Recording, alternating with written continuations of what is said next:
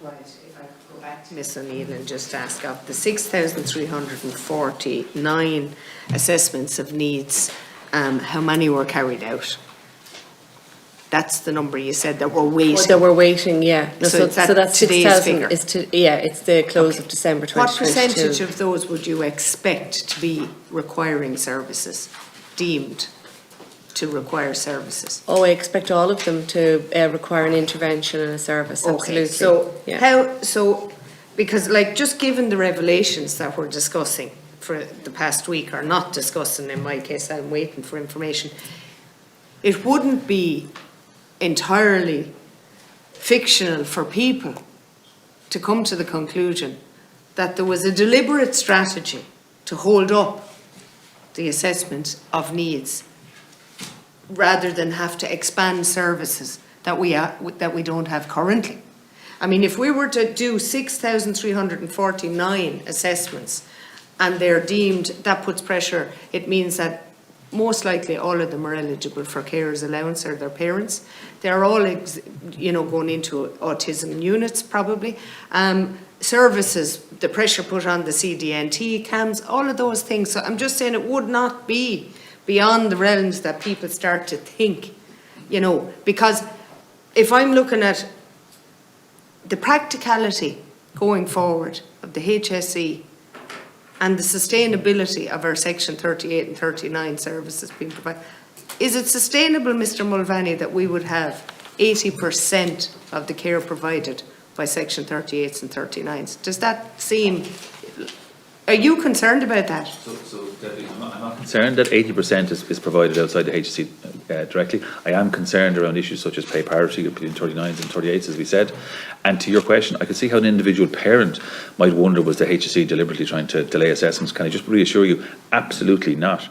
Absolutely not. No, I really do hope that's the case. And that's why we came up with the streamlined methodology, which unfortunately didn't meet the legal requirements. So as I said, our focus is on, because remember, as all the parents know, the assessment of need, which is a legislative requirement, so we won't comment on that, the next step is a statement of service, and it's in the statement of service where you find out the limitations of the service that we can provide. How often are statements of service provided? Like, once the assessment of need is done, it's more likely to be on a 4 or 5, most of those kids are probably going to wait 4 years, they're 6, 7. What happens when they get to 13, 14 and it needs to be done again? The statement, Deputy, arrives in whatever the timeline is. The issue is, when do the services that the statement... I understand that, but the question then, Miss O'Neill, is there many who require a second assessment, or what is it? How do they refer to it? Well, yeah, under the statement of need, and under legislation, there's a period of time that has to be reviewed. Or it's an assessment of need again, isn't it? They go back to the start. Yeah, so how many are in that situation? I actually don't know the numbers. We don't on have the those statement figures, of need. but they'd be substantial, wouldn't they?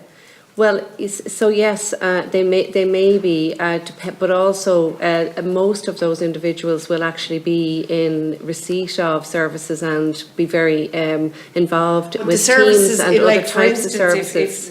So they are very much a core part of the system. No, but what I'm really pointing out is that if you're 5 or 6 and you get your first assessment of need, because I've seen where parents weren't even understanding of the fact that they would need another assessment and how it operated within the timeline, or you start it again, they're not actually receiving the service that's required. They're receiving it for a 5-year-old when they're 13, and they're now back to waiting for the statement, because it all just starts again. And I think one of the things that I was clarifying, isn't that a fact? There's a legislative requirement around the whole assessment and statement. However, that's not the basis on which services continue to be provided to people as they progress through our services, from children through to adult services. How many have taken legal action to get the assessment of need carried out? Well, they don't have to take legal action. I know they don't have to, but unfortunately they do. But there are a number of cases. How many? And I think that was provided actually in the detailed report that was given.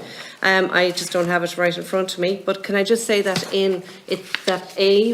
the majority of those cases are actually settled, because generally if they That aren't seems to be a settled, strategy, is the settlement strategy. no, because generally because if they're not settled, it's because there would be some follow-up or detail in relation to the underlying But isn't it determination. damning that However, the most any important parent- work, isn't it damning? that's happening is to avoid that anybody should have to go to court. It is, isn't it? Yeah, Damning and so that the we work have to that's resort happening to that. across I the just have one other interdepartmental question. No, let's back into engagement. Just one It'll be a question, third Chair. round, Deputy. No, just one question, because this is really important. Briefly.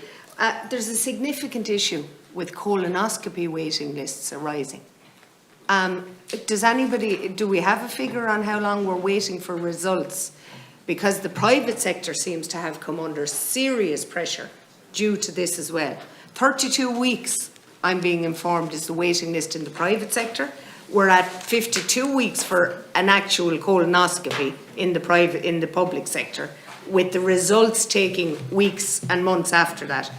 I would like a briefing as to what the issue is, if that's can follow on, because it's. What we call the GI scopes is actually the waiting list which has reduced the most. It's down 89%, those waiting over 12 months. And then we have a separate list of people who need urgent colonoscopies. So we'll come back to you with a briefing on that. That's a much shorter time frame. It's 12 screening. Yeah, screening. Yeah, we have a screening piece as well. So Okay, thank we'll you. come back to you with a note. Deputy Dillon. Come back in, Chair, if 5 minutes, there's yeah. another round.